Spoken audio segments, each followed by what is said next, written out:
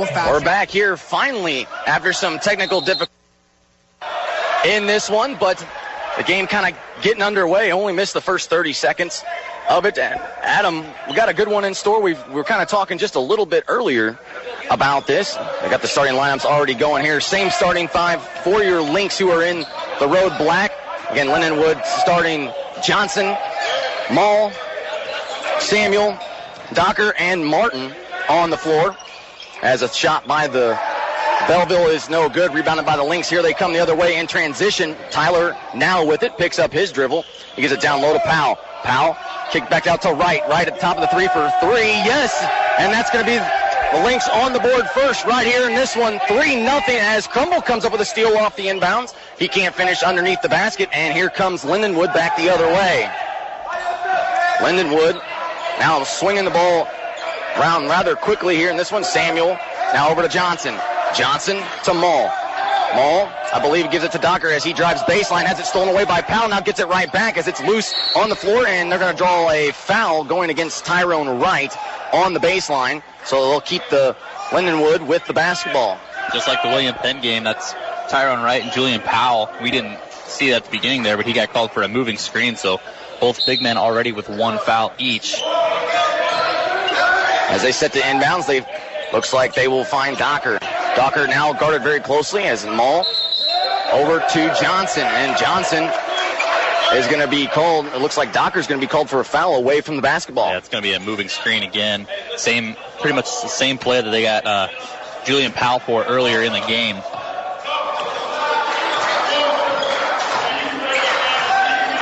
So here is Tyrone Wright at the top of the key. He's going to give it over to Trayvon Tyler, looking for Powell in the post. Tyler shot it, but there was a foul before the shot. That is going to be a foul on Jeff Martin, the 6'5 center, senior for Lindenwood Belleville.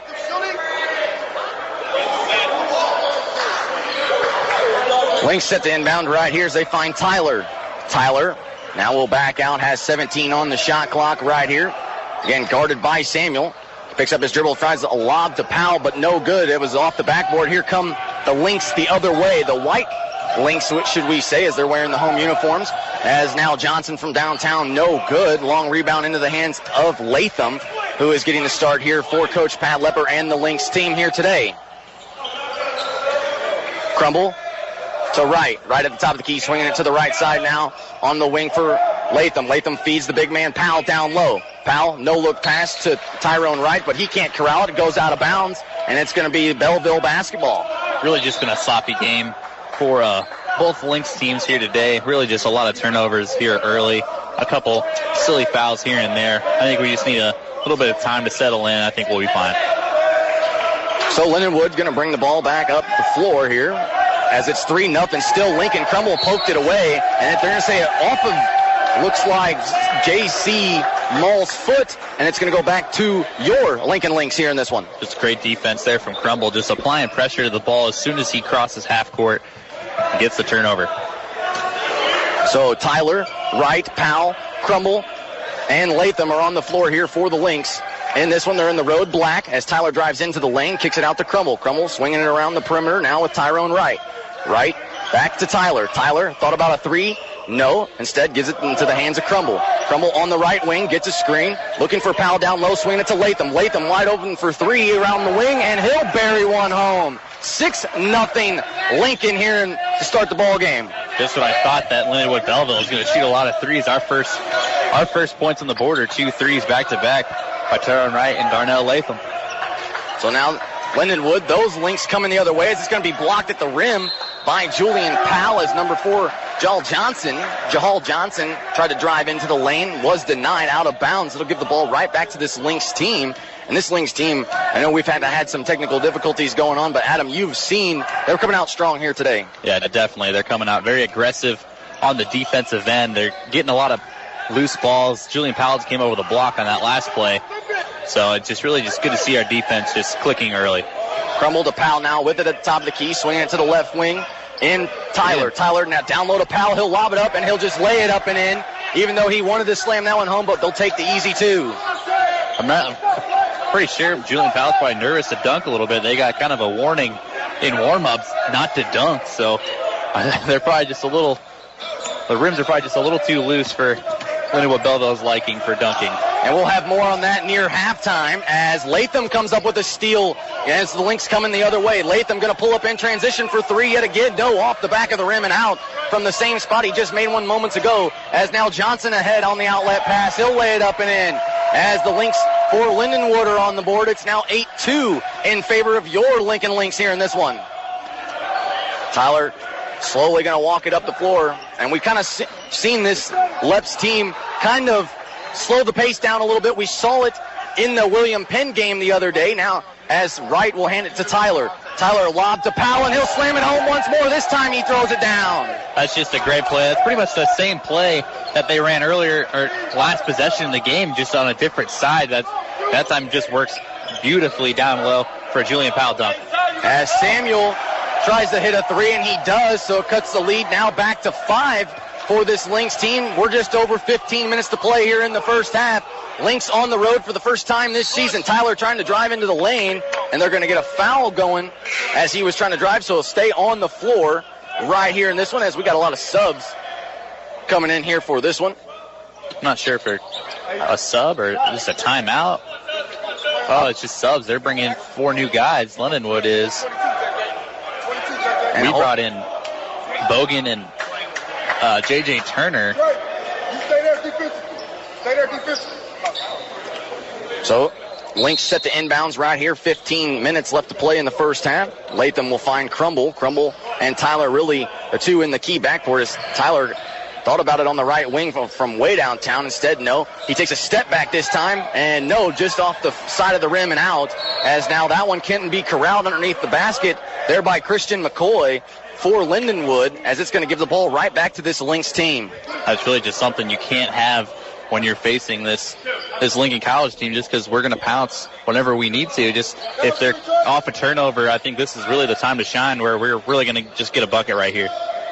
Bogan now back out to Crumble, fresh 30 on the shot clock. J.J. Turner also in the game as well. Crumble now trying to drive right side lane, bounce passes to one to Tyler in the right side corner. Tyler guarded very closely here by Hawkins as he tries to drive baseline, kicks it out in the corner. It looks like, I can't see who that was. Bogan, 4-3. Backboard. No good. Long rebound, though, goes to the Lynx as he's only got 5 seconds to go. Crumble's going to have to throw up a prayer. He does, about made it, and now we have a foul going the other way against J.J. Turner and the Lynx. J.J. Turner was really the one that got held right there. I'm not really sure how he was called for the foul. He's trying to plead his case to the ref, but he's just not having it. I'm not really sure how that was a foul. And I just read the official's lips right there. He said he got him first. So it was kind of a both-way thing, and he said he just did it first. As Hawkins now feeds the big man down low, Docker, and they're going to call a foul underneath the basket. So this one, again, is going to go, I believe, on Bogan this time. So he'll pick up his first in this one. I believe it's the team's fourth. Kind of got to look behind us here in this one. Yeah. I might break my neck doing that. I will say it is a shooting foul, as Jake Hall at the line for 2. He does make his first. And this is a very young Lindenwood Belleville team, only a second-year head coach for them. Again, he came from Freed Hardman, did Vince Menimo in this one. But again, really starting to improve for Lindenwood. But what did you see last year, and kind of the preview that you kind of read earlier as Jake Hall misses his second free throw? I mean, they're missing their leading scorer from last year. He was leading the nation in NAI in scoring per game. I think 26 points per game. So that's a big loss for them. Yes. Like you said, that's a rebuilding year for them, as J.J. Turner gets that layup to go right there. They had 7 freshmen, 4 sophomores, 4 juniors, 4 seniors. So they're really top heavy on the freshman end. The Lynx coming back the other way, that in Lindenwood, as they feed a bounce pass down low to Hall. Hall back out to Hawkins for 3 at the top of the key. No, short and off the front of the rim, as Turner and Bogan both there to corral that rebound. L.J. Johnson into the game. He finds Freeman. Back to Johnson, swinging it around the perimeter to Bogan. Now Tyler on the left corner. Tyler now trying to drive into the lane. looked for Javon Turner, instead found Freeman, but took one too many steps in the process. Yeah, he was kind of stuck in air. He didn't know if he was going to jump and pass it back or just pass it to the corner, just slid his foot right there. So good call by the official. And here come Belleville back the other way. Hawkins now going to be the man to run point. Shikari in this one. So he gives it to the top of the key for Mitchell. Now kind of playing pass with each other right here. 2-3 zone also for Lincoln. Hawkins hits a 10-footer from the baseline right there. It's now 12-8, still in favor of the Lynx as Bogan finds Turner underneath the basket. Lynx going quickly here as Johnson drives into the left side lane. He can't finish, gets his own miss. Turner about knocked himself out of bounds, but Johnson now on the right wing saves it. Possession for the Lynx. Tyler going to try to cash in from downtown on the right wing. No, sir. Here comes Lindenwood back the other way, trying to push the pace rather quickly. McCoy with it as he feeds, again, the big man down low. Hall with a turnaround left-hand floater, and he'll get it to go over Turner. We're really just not finding the right shot right now. I think that's what Lindenwood is doing well. They're finding their strengths on the offensive end. They're getting easy layups and just easy jump shots uncontested. We just need to get a good bucket to just really get us rolling. Freeman finds Bogan in the corner. Looked for Freeman back on the baseline, but Turner is going to take a long three from the top of the key. No good, but Tyler with some big rebound right there as he'll save the possession here for the Lynx. Now to L.J. Johnson. He drives in and finds Turner down low. What a good move there from L.J. Johnson. A really nice move to get by the defender and just dishes it right out to J.J. Turner for a wide open layup. And 14-10 now is the score. Is that three there by Gilman as they came back in transition. The Lynx kind of had some miscommunication on defense, but it saved them. So it hits the top of the backboard and out, so out of bounds. Got some more substitutions here coming in as Bindum is going to check in here for the Lynx, along with Darnell Latham is back into the ball game. And haven't seen much of Trenard Bindum so far here for the Lynx. We saw him during the St. Xavier game and I don't think at all during William Penn. So he's just another guard that we have off the bench. It's just a really good scoring threat for us. So good to see him back on the floor. Latham kind of lost control of it a little bit, regains it now as he gives it to Turner. Turner now finds Freeman at the top of the key. Freeman, the little dribble move inside to the lane, drew a body and count it. Wanted a foul, didn't get one, but he does make it. It's now back to a 6-point lead here for the Lynx. Really just a really good move there. And now once more, Mitchell for Lindenwood trying to go coast to coast, being a little too out of control right there, out of bounds. And the Lynx really kind of getting the ball back without even really having to do much. Yeah, he was trying to find J. Call down low, just threw it out of bounds. And J. Call just wasn't quite there yet to receive that pass, so Lincoln ball. Freeman now looks like he's going to be running the point here for Coach Lepp as he gets a screen at the top of the key for Bogan. Almost had it stolen away, though, as he now finds Bindum down low to Turner. Turner working on Hall, goes baseline. Turnaround jumper off the backboard. No, too strong. Rebounded into the hands of Mitchell for Lindenwood. He's going to bring it up the floor, and now as he was coming up about halfway, Freeman kind of stuck his hand in there and drew a foul. It's kind of a weak foul really there. He didn't really hit him that hard. It was a basketball play really. I don't really know why that was a foul call, but I can't complain at all. We're still winning, so it's all right. Again, kind of a good start here for the Lynx in this one as they do set to inbound. They will find, looks like McCoy now gives it right back to Hawkins. Lindenwood with the basketball. 10:43 left to play as they find McCoy down low. Looking for Mitchell. They do. He drives into the lane, puts up a floater off the glass, and can't get the friendly roll. Gets his own rebound, though. Gives a bounce pass, the right one now into the lane for Hall, and he still can't find it. And here come the Lynx with the rebound. I believe that was Powell that brought that board down. And now Freeman drives baseline, and no-look pass to Bogan in the left side corner for three. No. Rebound by Latham. Latham almost wanted to travel. I kind of thought it was iffy there. He kind of stopped, then hesitated, then started to dribble.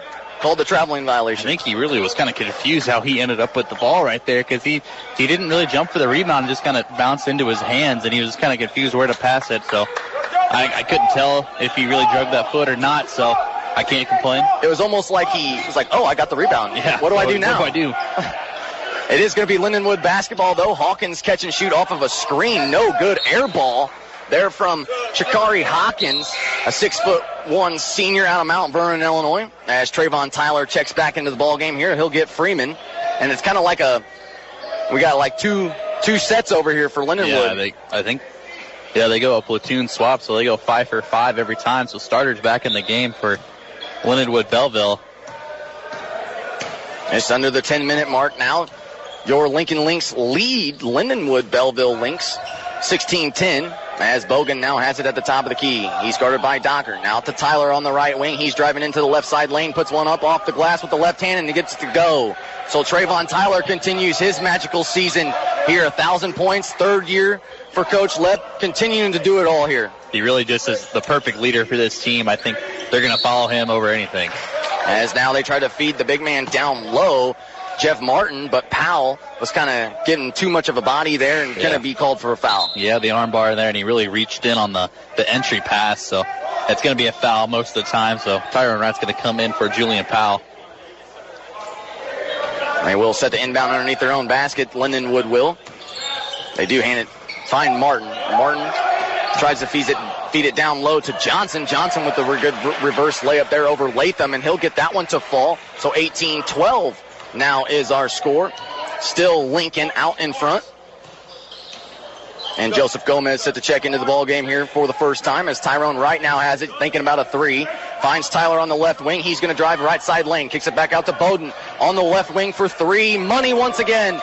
So L.A. Bogan comes through with a big shot from the corner. That's his third attempt of the game, finally getting one to go there. Hopefully that'll get him going, and he'll keep hitting them throughout this whole game. As now Docker has it, takes one step in as he kind of made Trayvon Tyler leave his feet there. Good pump fake, and he'll get the easy two to go.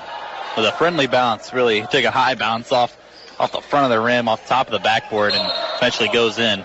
As Tyler tried to bounce pass one to Bogan, as he was going to have it poked away, but in the meantime, hit his arm on the way down, so that's going to be a foul there on Docker, I believe. As Bogan does come out of the ball game for Gomez. Again, you got to like this once again, another kind of a smaller set lineup here for Coach Lepp. Yeah, definitely, with Tyrone Wright really being our only big man presence, because that's really how we're matching up with Lindenwood Belleville right now. They only really have one big man in the game at one time. As Latham now finds Bendham. Bendham picks up his dribble as he finds Gomez on the right side lane. He puts up a tough left-hand shot. Can't get it to go there, and it's going to be tipped out of bounds. They're going to say it was last touched by Lindenwood, so the Lynx are going to get the ball back right in front of Lindenwood's bench. That last move there by Joseph Gomez, I like the move. He just got to stay balanced, really. He was unbalanced shooting that ball. It really just kind of flew out of his hand, so more balance in that post move, and it would be in every time. Tyler set to throw it in, very close to a 5-second call right there, but they do get it in just inside to Tyrone Wright as Crumble going to the scores table now. Tyler with a fresh 23 on the shot clock, still 8 minutes left to play in the first half. Tyler picks up his dribble, finds Tyrone Wright down low, has it poked away off of the double team, and here comes Lindenwood on a fast break opportunity. Johnson with a 3-on-1. He cannot finish with the left hand as Tyrone Wright will pull down the rebound for the Lynx, and once again, the Lynx are going to set up their offense here. Yeah, actually, Joseph Gomez is going to set up the offense here. Different look here for the Lynx. Latham tries to drive baseline, goes up for a shot, is going to be fouled, though it was denied, but drew a foul driving in, and that's kind of the more Lynx team that we're seeing. I know it's been the first 3 games, but, we've seen the three-point live and die by the three-point line. I like this Lynx team driving in, drawing some fouls. Yeah, they're really just doing a good job here to start the season. They're driving in. They're getting easy dunks. They're getting easy putbacks. Actually, we're throwing the lob pretty well. We've only done it a few times each game, but it's really working for us as Latham got that first free throw to go, even though despite of the fan section there behind the basket. They're trying, aren't they? They're trying. Latham probably one of the better free throw shooters on this Lincoln team.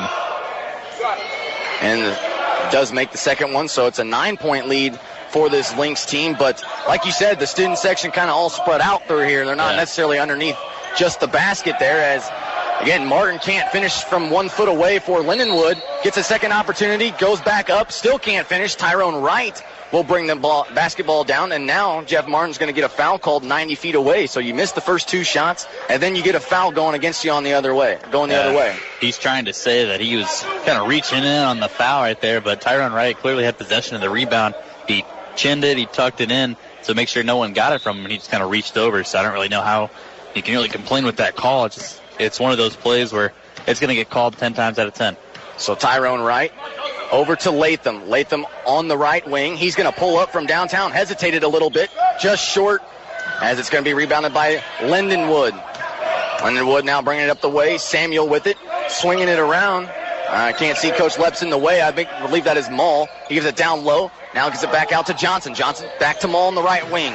He'll back out as Crumbles on him very closely. He drives into the lane. That's going to be a traveling violation. I could see it from here. The official standing right in front of me saw it as well. And that's another turnover by Lindenwood.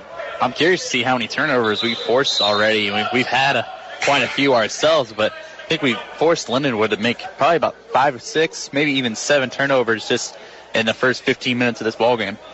Now, is this because this Lynx defense, I mean, we all know that it's very capable of being a top defense in the country, but with that backcourt, I mean, you have to move quickly and with control before you can even do anything. Yeah, our backcourt, I mean, we have quick feet and very quick hands. So I think Tyrone Wright just got called for a double dribble there. When he caught the pass, it hit his hand and dribbled it, and he picked it up and then brought it back down, tried to dribble it again to swing the ball. So it's going to be Lindenwood Belleville ball coming the other way. I know it's kind of, you want to say Lynx, and then it's like you can't because they're the Lynx too. So got to know who they're talking about here. But Tyrone Wright did come out for J.J. Turner as they try to feed it down low to number 24, McCoy. It's going to be tipped out of bounds. We'll stay right here in favor of Belleville in this one. They're in the home whites. That was a good defensive play there by Gomez. He got caught on the screen, recovered very well, tipped the ball out of bounds just to not let them have a wide open shot. And Mitchell threw it in as he found Johnson. Now gets back to Mitchell. To Hawkins on the right wing, swinging it back to the left wing now for Mitchell. He's going to pull up from way downtown, way short, as Gomez has it in transition. He's got Latham running with him. Latham now will set up the offense to give it to Tyler. Tyler now near midcourt, near the logo, standing right on the Lynx head here in this one. So he goes to the left now for Latham, now back to Tyler, and we're going to have an illegal screen going against the Lynx, or I should say Lincoln here in this one, going the other way, Lindenwood basketball. That's really something we've struggled with to start this season, and we get at least 3 or 4 moving screen calls pretty much every game. I know it's hard for us to see where the fouls are because they're not putting them up on the scoreboard. I believe that's Gomez's first foul.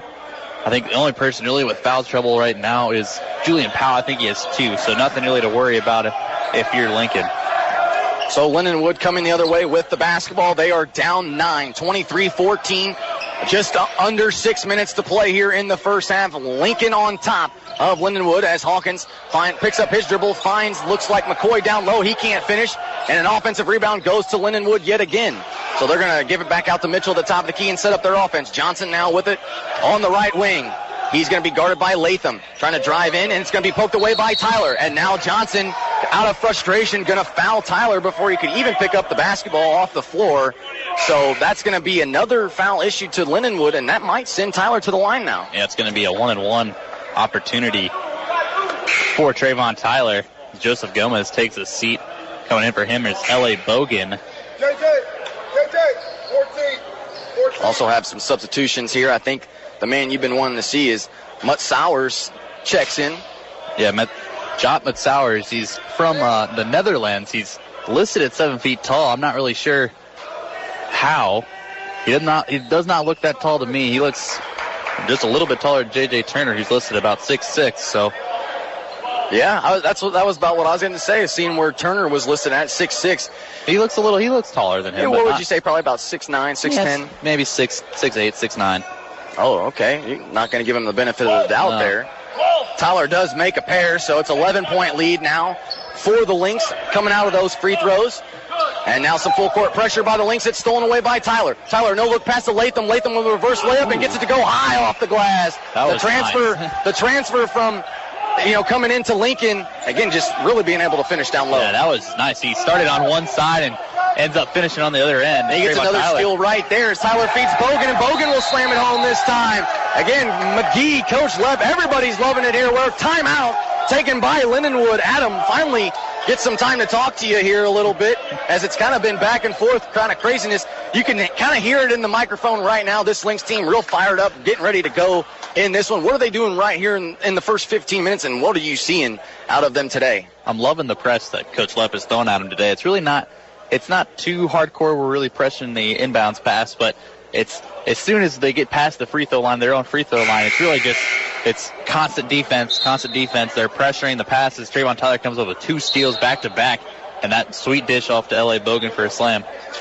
You always got to look for Trayvon Tyler. Even he knows where everyone's at, even when he's not looking at them. That was a no-look pass to Bogan, who slammed it home. Second dunk of the game we've seen. And like you said, we got in trouble, kind of a warning for doing it in the pregame. We're not used to some of these NAIA rules quite yet. As now they finally get it across half court off of the press. Hawkins now back to Mitchell. They're going to set up their offense with 20 seconds on the shot clock. Will Lindenwood, so Mitchell swinging around to Hawkins. Hawkins catch and shoot from the left corner. No good, but we're going to have an over and back call there on Christian McCoy yet again. So this Lindenwood team not very disciplined here on the defensive end. No, definitely not. They're really reaching in. They're picking up those silly fouls, I like to call them. They're just not doing kind of like the fundamental play. You know, if someone's boxing you out, I mean, you can't do anything about it. You just got to go back on the other end. And back to the press that I was talking about, I think Trayvon Tyler really is settling into this role on the press. He's kind of the middleman. He's kind of playing like a free safety in football. You know, he's just kind of lurking in the back. You know, if that ball goes up in the air, he's going to go after it. So that's really, I like that move by Coach Lepp. And I like your analogy right there. That's a good one. You've been practicing that? Yeah, maybe. Maybe. Okay, I like it. Been playing some Madden. So. Playing some Madden. 29-14 is the score right here. Bogan does make one of 2 as Mitchell now with it. Mitchell trying to drive in right side lane. This foul is going to be on the floor going against Crumble. Crumble kind of a little bit undersized here in this one. But we've all known that Crumble's defense really kind of comes not only with just himself, but the team getting involved with him as well. Yeah, definitely. The way he plays defense just evolves his team into something that we weren't at the start of the game. I mean, just when he gets a steal, it gets the whole team fired up. It inspires them to just go after it on the defensive end. So his commitment on the defensive end, it really just drives this Lynx team. Here comes L.J. Johnson back into the game. He'll get Latham in this one, so he'll take a seat. And seeing a lot of subs coming in and out for Coach Lepp here in this one. Everyone's trying to get some minutes in this ball game. And again, you got to see what you have if you're Coach Lepp. Yeah, you got to see what you got, like you said. I mean, if we're starting to build quite a bit of a lead right here, you know, just throw some different looks in there, you know. Maybe it'll work. Maybe it'll click, something you can use for the next game. 29-16, 4.5 minutes left to play here in the first half. Your Lincoln College Lynx lead the way over the Lindenwood Lynx so far as Tyler goes to the left wing now in Johnson. Back out to the top of the key and Bogan. Bogan to Crumble. Crumble picks up his dribble. No look pass to Tyler. Tyler to Johnson in the right corner for 3. No, just a bit short as Bogan has it tipped around. Turner's now in the mix of it. It tips off his head and he regains it. There we go. I was going to say corral. That was the word I was looking for. I was trying to put 2 or 3 words in there at once. But he does corral it, and the Lynx have a fresh 30. Johnson now back to Bogan. Bogan swinging it back around to Tyler. Tyler to Crumble now on the right wing. He kind of loses control of it. The ball's loose on the floor, and Lindenwood comes up with the basketball as now Hawkins will with the reverse layup. No good. Bogan with the long rebound as he's trying to poke it away, and now he's going to say, hey, set up the offense here and give it to Tyler. Coach Loud just easy. When they got that ball, they didn't want him to go back the other end, just so out of control. So good to see. They were very disciplined on the offensive end right now. I was going to say, you saw how crazy it was for me to talk about it there in the last couple minutes. That's how it was on the floor, as well as Tyler drives into the lane, finds Crumble on the outside for 3, and he'll bury one home. So Crumble showing some distance from long range. And Tyler got up very slowly on that last play. He seems to be okay. He's running okay. I think he really came down on his knee. J.J. Turner just got a monster block right there, but they're going to call it a foul before. It's going to go on L.A. Bogan. Yeah, Tyler's still kind of holding that hit. He said his knee was kind of stiff. He kind of locked it in. So hopefully he will be okay. Some of the perks there. Again, Turner, he picked up his second. As, again, Reeder going to the line for 2 shots. Again, it looked like a pretty clean block from my point of view, but, again, like you said, must have been a body or somewhere down there. Body before, and then he threw up the shot and got J.J. Turner really came over with the block. Well, they actually gave the foul to Bogan. Yeah. That's interesting. Yeah, he was the one that came in early, hit him with the body, and then Turner was the help side defense. He came over and blocked it. And that helps Turner because Turner was kind of frustrated there after that last one. But he does make them both. So 32-17. Tyler now with it to Crumble. Crumble to Bogan on the left wing for three. No, just a bit short. It's kind of tipped around and hits the side of the backboard. And that'll be Lindenwood basketball there coming out of that dead ball. And here comes Roy Nesbitt into the game for L.A. Bogan. And this is kind of the big man we've really been wanting to see here all day. Definitely. Big Roy, as they call him on campus. Listed probably about 6'10", maybe 320 pounds or so. He's a big guy, and he really clogged the lane on the defensive end. I think that's what Coach Flepp really likes about him. It's right there, just the stop right there. Mitchell to Hawkins in the corner for three, no good. Rebounded by the Lynx here in this one. I like how I was saying about Nesbitt. He comes in, he sets great screens on the offensive end. They're going to call a foul before that was a travel. L.J. Johnson kind of lost the ball and threw it up in the air and then caught it. That's a travel. But they're going to call a foul before, and he's going to be 1-1 at the line. I would say, like you said, did lose control of the basketball right there. Got lucky with the foul before the traveling violation. But we'll take it. Johnson at the line now for a 1-1 opportunity. Johnson off the back of the rim and out. So no good. 32-17. Just over 2 minutes left to play here in the first half. Your Lincoln College Lynx leading the way as Mitchell now falls on the floor. Johnson and Crumble both there with it. And now they're going to call, I believe they got a timeout called instead. We've got a little pushing and shoving going on here between Tyler and Mitchell here right at the end of this timeout. But again, I don't understand. I understand why Mitchell's frustrated. But at the same time, he caught a break there. Again, two Lynx around him as he's laying on the floor like that.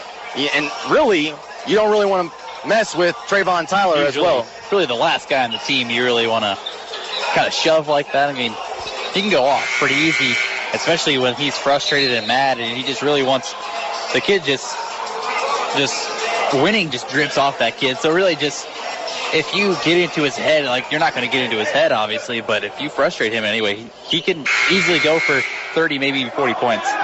And this is something where he's already got kind of like you said, with the lead kind of being where it's at right now, he's going to have some more opportunities to kind of take some of those deep threes that we're used to seeing from Trayvon Tyler. And he's not really scoring the ball that much. And he is going to pick up a foul right as we were talking about him right there off the inbounds for Lindenwood. Just kind of gave Samuel a little push there, so he's going to go to the line for a 1-on-1 opportunity here. But like I was saying, Trayvon Tyler not really scoring the ball early. He's kind of deferring, just getting the shooters open, which is good to see if you're the point guard of the team. You don't want to be too selfish with the ball. So maybe look for him to heat up in the second half. I'd have to agree with you right there because we saw him take a few shots early that didn't kind of fall for me. I believe he hit 1-3 down early in the ball game. But since then, like you said, really with the no-look passing, trying to find his bigs down low, trying to find the mans in the corner in this one. We'll see what they want to do right here. Turner now with it. Back over to Tyler. Tyler on the right wing looking for Nesbitt down low. They got him. And they had it doubling him. I mean, he is a big boy. He's a big guy. He's intimidating coming off that bus. He's about to show them why right here. I mean, he's listed at 6'10". The guy guarding him is about 6'5". So it's just, you got to put a big body on him. You're really just... Because, I mean, that's what you got to do. You got to double him because he could score inside easily. He can just bully down low, just back him in, and then just throw up a little hook shot. So it's that easy for him when he has that small of a guy guarding him. Well, now they're going to switch him out. They're going to move him out of the paint and put Crumble down there. So as we just gave him praise, they switch it out. Here comes Latham to the scores table as well. He's going to get Johnson. But again, the reason why we haven't seen Nesbitt so much is I heard that in practice kind of tweaked his ankle a little bit, so he's kind of been nursing that at times. Yeah, definitely. I think, especially for such a big guy like him, an ankle injury could just really just be a downfall of a career like that, just because he's such a big guy. Turner comes up with the steal and goes coast to coast, tries to slam it home, just took one too many steps and kind of got denied by the rim. I believe they're going to draw a foul, though. Otherwise, that could have been a huge turn of events for the Lynx. Yeah, the fan section really got into J.J. Turner right there for kind of missing that dunk, but he got fouled, so it's understandable. And Trayvon Tyler kind of gave him a few words to kind of tell him to calm down. As he does, the only way that you can make it easier on yourself down there near the student section is just make the free throws, as he did right there. He did make his first. 34-19, minute 47 left to play here in half number one. Turner's second one rattles home as well. Again, Turner was in the gym after that loss to William Penn. Him, Trayvon, and all of those guys were in the gym at 9:30, coming off of just a 1-point loss to the number 2 team in the country. They want this just about as bad as we do for them, as that's a jumper's going to go there for Lindenwood and Samuel. So make it now 35-21 as Latham, I believe, now finds Crumble, and Crumble once again from the left side corner buries another three. Really just, I like the pace of this game. You know, we're getting off the made shot, you're just getting it, and you're going. That's exactly what Lindenwood's doing as well, but I think they don't know that that's our game. They can't do that against us, because that's really what we're comfortable doing. Lynx speeding it up right here. Tyler comes up with a steal. They find him in transition for three. No, rattles home in and out. They didn't have the baseball passes. Otherwise, they probably would have had Samuel wide open for an easy 2 down low. Tyler did not get back in time, but he does get bailed out there. As here's another 2-3 zone by this Lynx team. Mitchell goes to the left. Now to the top of the key, swinging it around on the perimeter to Gilman. Gilman working now down low against Hall. All back to Gilman across the court to Mitchell. Mitchell at the top of the key, drives into the lane, as denied, though, by looks like big Roy Nesbitt. And here come the Lynx.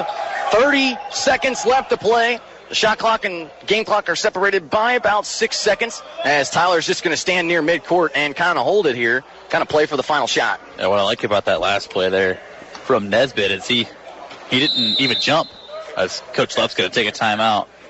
But, I mean, Roy didn't jump. You know, he just kind of just put his hand up and let the Lindenwood Belleville kid just kind of throw the ball into his hand. It's a good block because he kept it in play. You know, he hit it kind of to one of our guys, and we just ran transition the other way. Now, you saw Coach Lepp just take a timeout right here, right in front of us with 17 seconds left to go, 6 seconds between shot clock and game clock. What are you drawing up here for Coach Lepp? What are you working on? What are you trying to see? What are you trying to improve on going into the second half?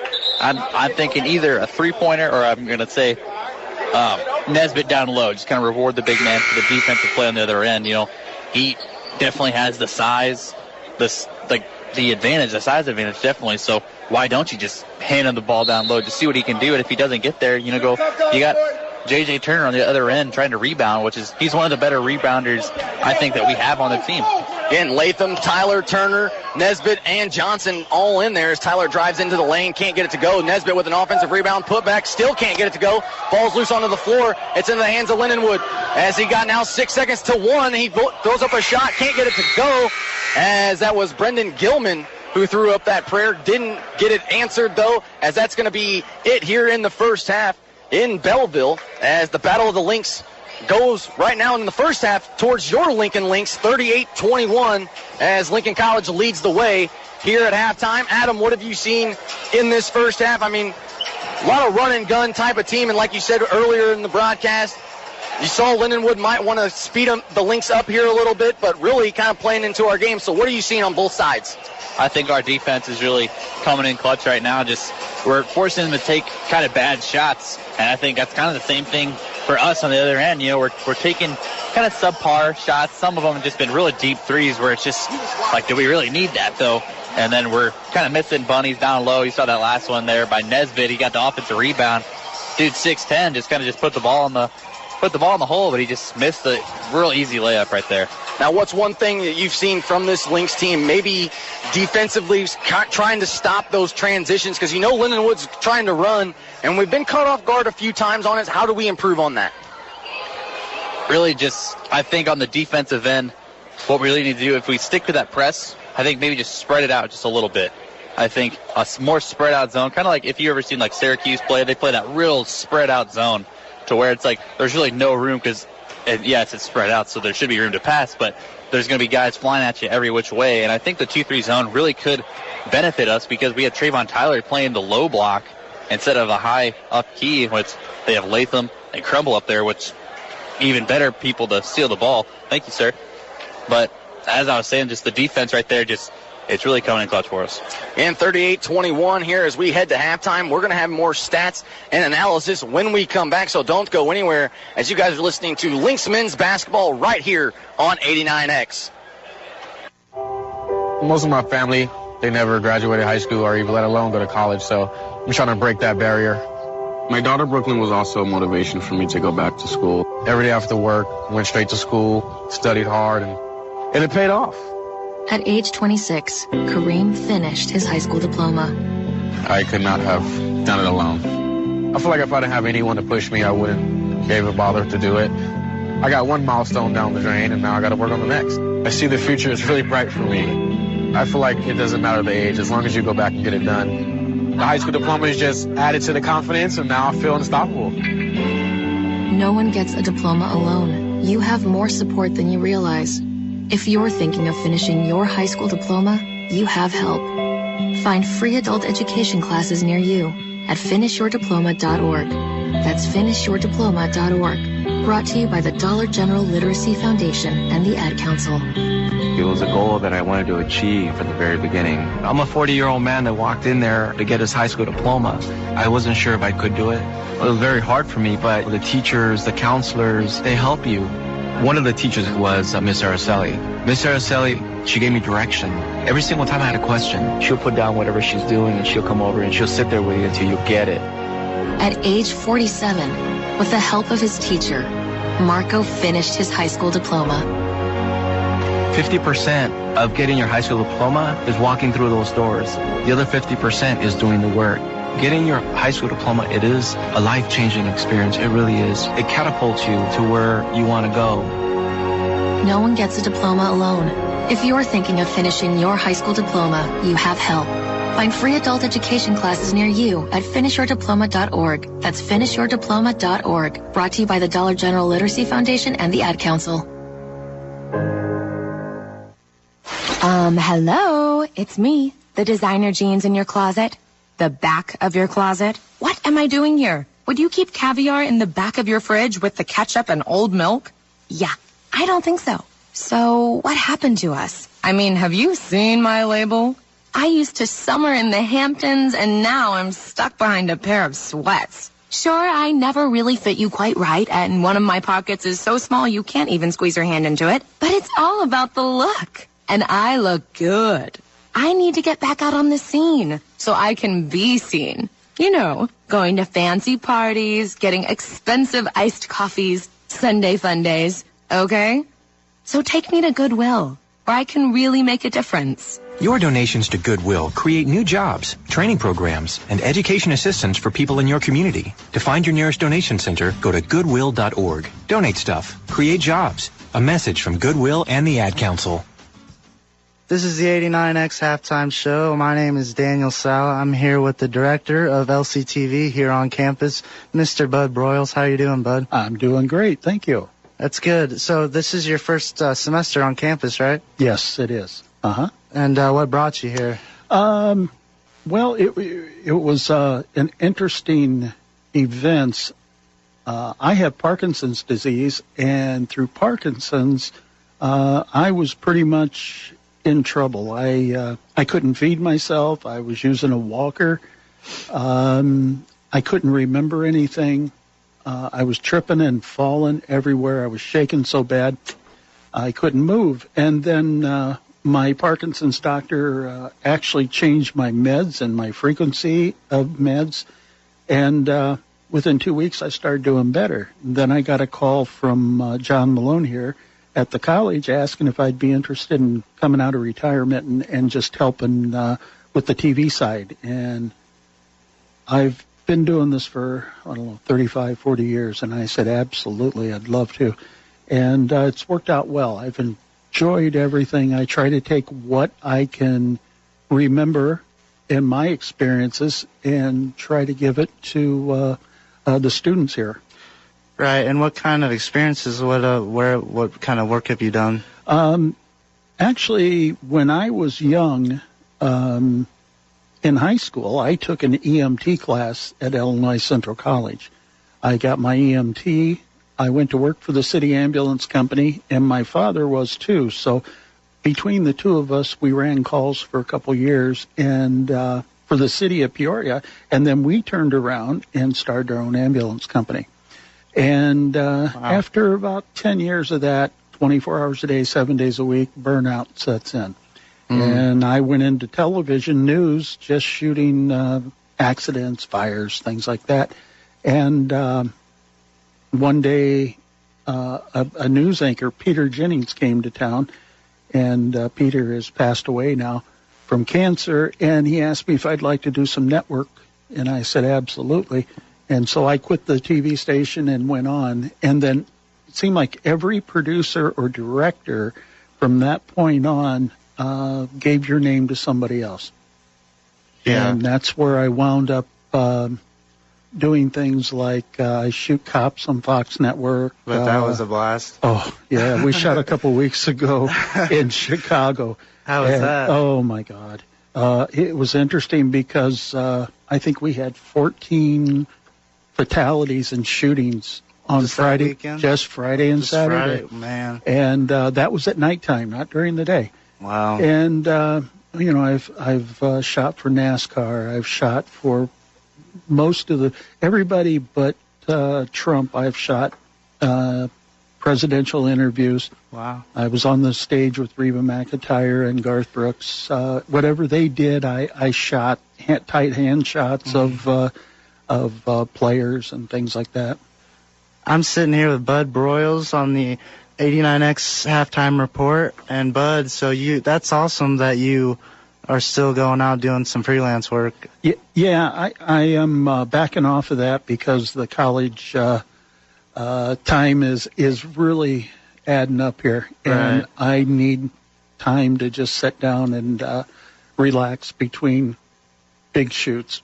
So are you enjoying your time here? Oh, absolutely. I know we love having you here for sure. We've got the best students there is in this class, and I am so proud of them, and I'll help them any way I can. You're doing a really good job because I'm in the TV program too, and I just enjoy learning from you as much as I can every day I'm around you. It's a real blast. So. Yeah, I try to bring what I have learned in the last 35, 40 years to the table and show you guys, because when you graduate out of this class, you're going to go out in the real world with real cameras, real tripods. I want you to be ready for that. You can walk in any TV station or documentary house and say, I did this, this, and this, and have a good resume. I don't want you to walk in and say, what do I need to get taught? All right. Well, you're doing an amazing job, and I'd rather not have any other teacher. You're doing an amazing job, and we appreciate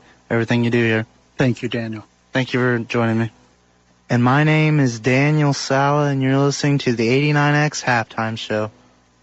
The average time a resume spends on an HR manager's desk is 7 seconds, and most of them are tossed aside. Now imagine if one of those resumes belonged to Yasmin, who was living in a shelter, juggling 3 jobs. I had to be resilient. That's something that you can't teach. We rely so much on a resume, yet it could never tell the full story of someone who had to be independent and take initiative. And that's how I handle every project I get. Discover new ways to develop great talent at gradsoflife.org. Brought to you by Grads of Life and the Ad Council.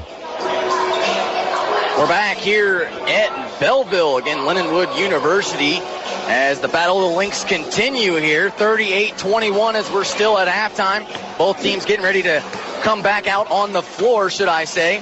Adam, we've gotten this, again, right now leading the way here for your Lincoln Lynx in this one is going to be Darnell Latham. He's got 7 going on. He hit 2 big threes early in the half.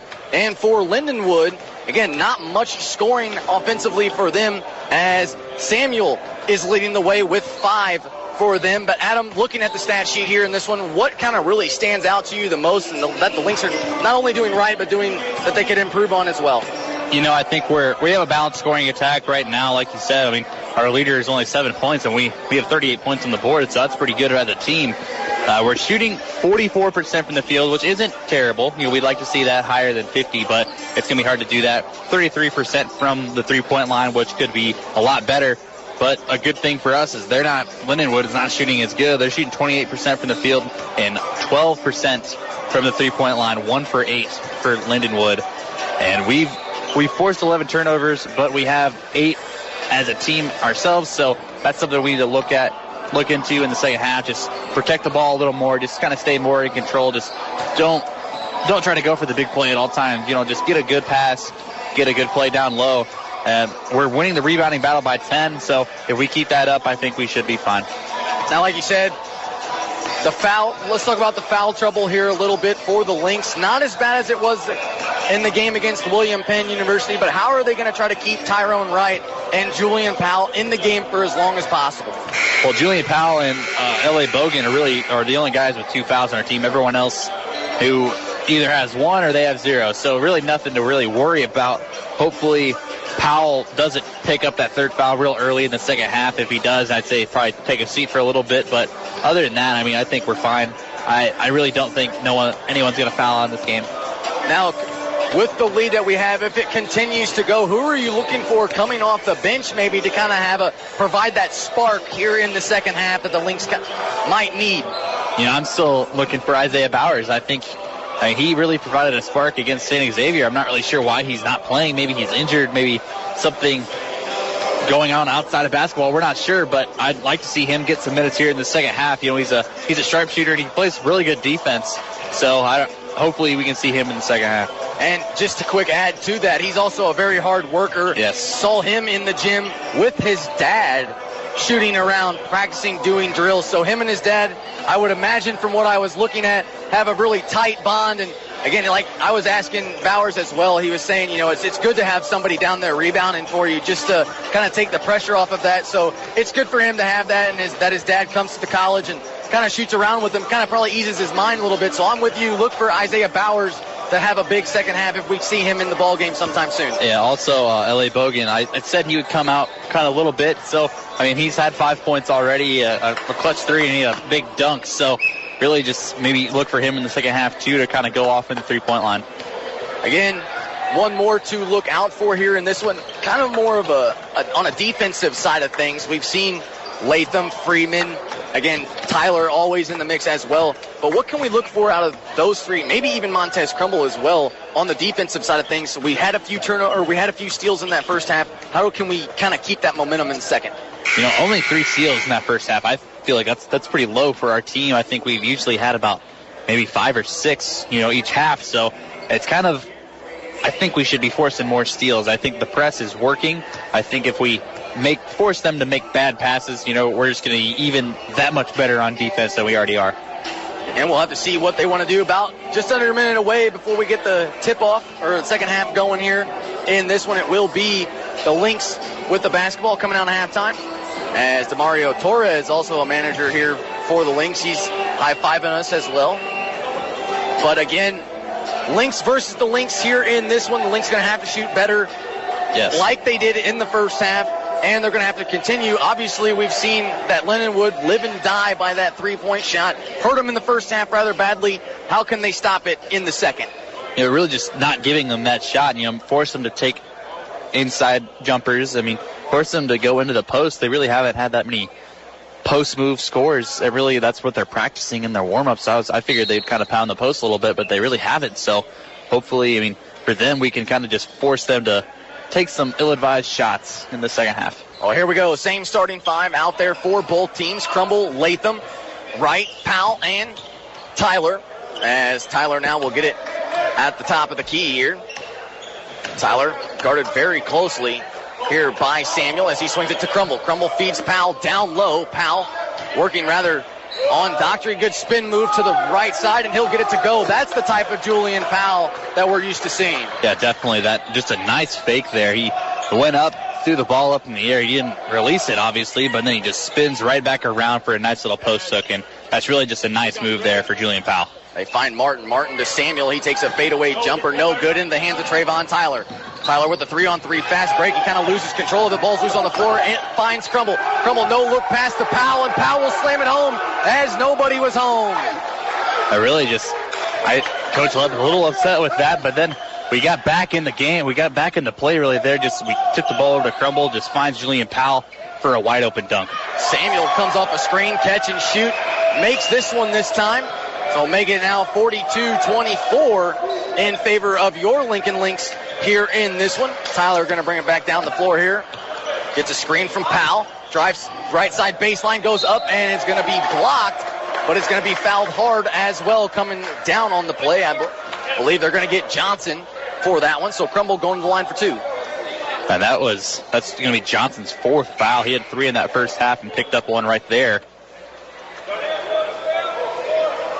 And they're going to say Johnson needs to stay out on the floor at least until after the first free throw. He knows he's coming out after the first one.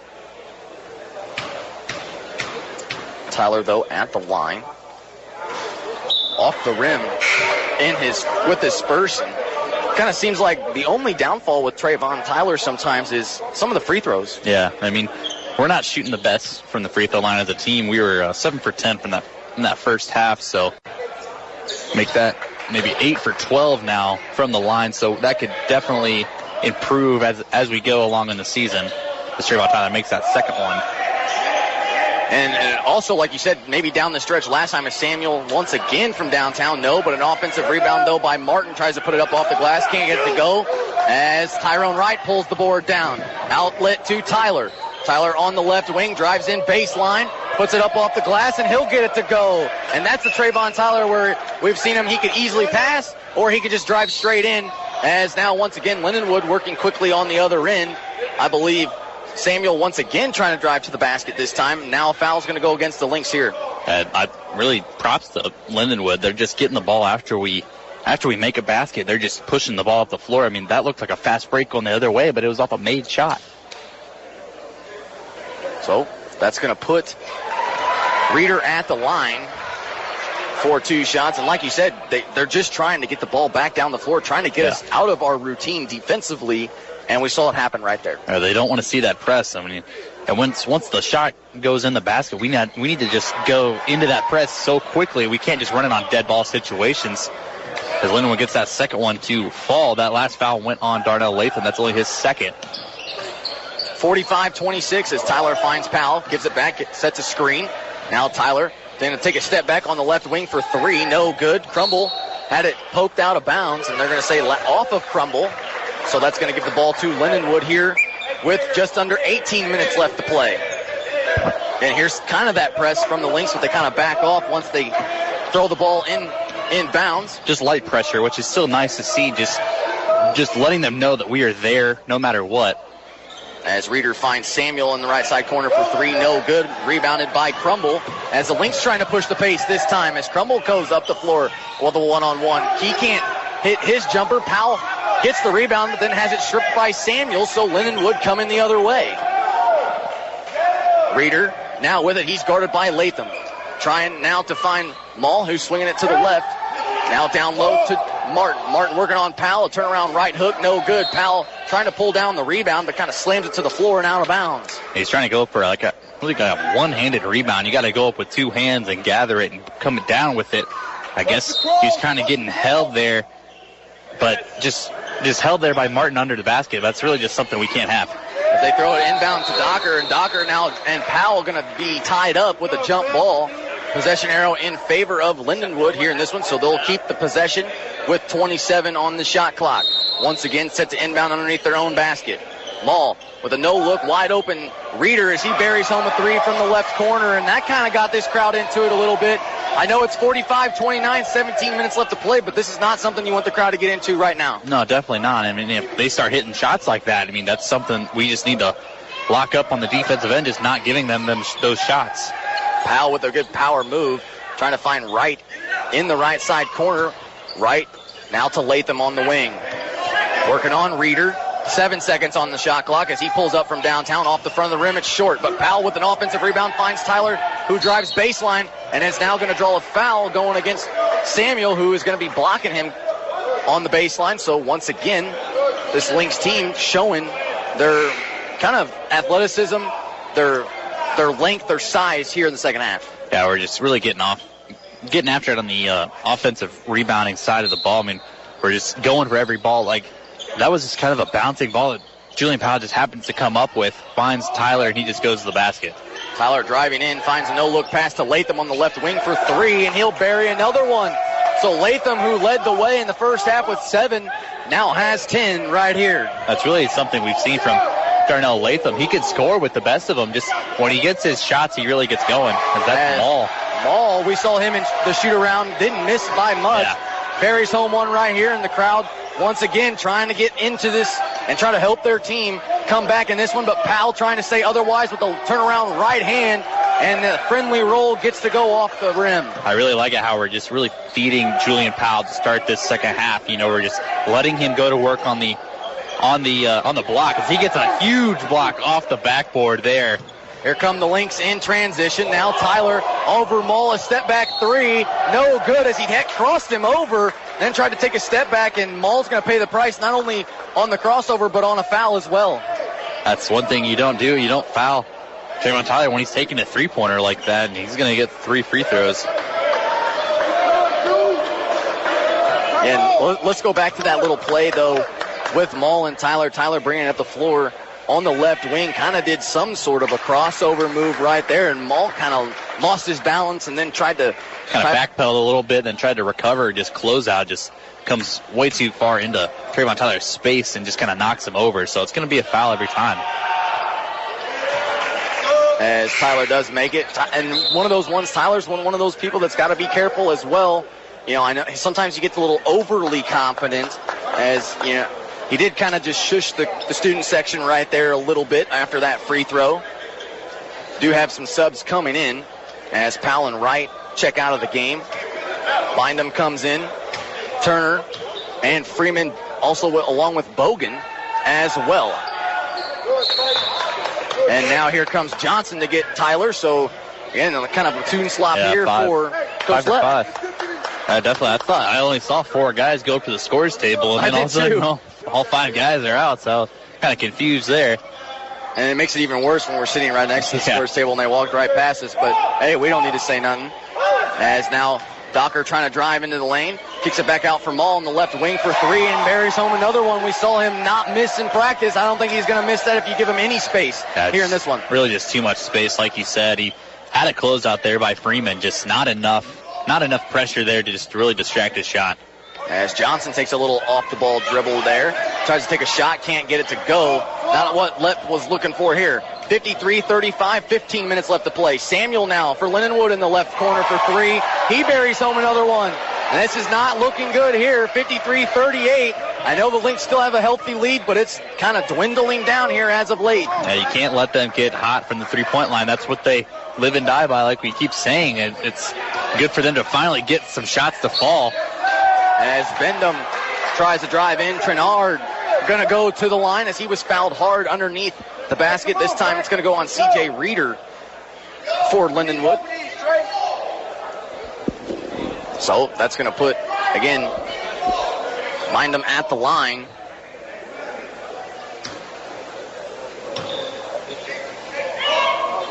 Does make his first now.